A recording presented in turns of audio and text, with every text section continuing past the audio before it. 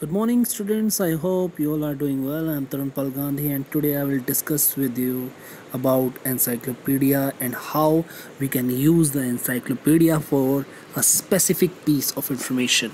Now let us start the video. Encyclopedia. What is an encyclopedia? It is a true book that gives facts about people, famous ones, places and things. How is an encyclopedia organized? It is organized in alphabetical order. Each volume or book in the encyclopedia set contains a different letter. The letters are shown on the spine of the encyclopedia. To look up places or things, go to the volume that contains their first letter. Example, to look up koala, bears, you would go to the volume K. To look up people, go to the volume that contains the first letter of their last name.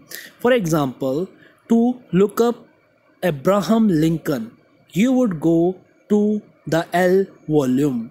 Don't forget to use the guide words. What are guide words?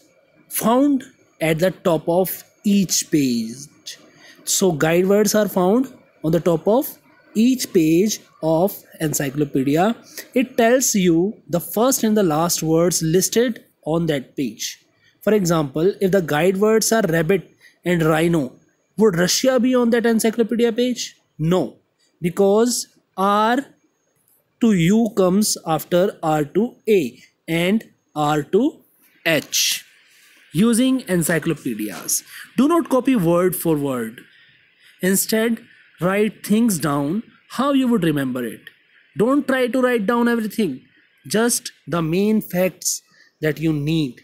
Reference books that cannot be checked out of the library are called encyclopedias. So you don't need to write each and every information available in the encyclopedia. So this is it for today. We will discuss a dictionary in our next video. Thanks for watching. Thanks for listening. As always, God bless you all. Please click on the like button and subscribe to our channel for more useful videos like this. Thank you so much.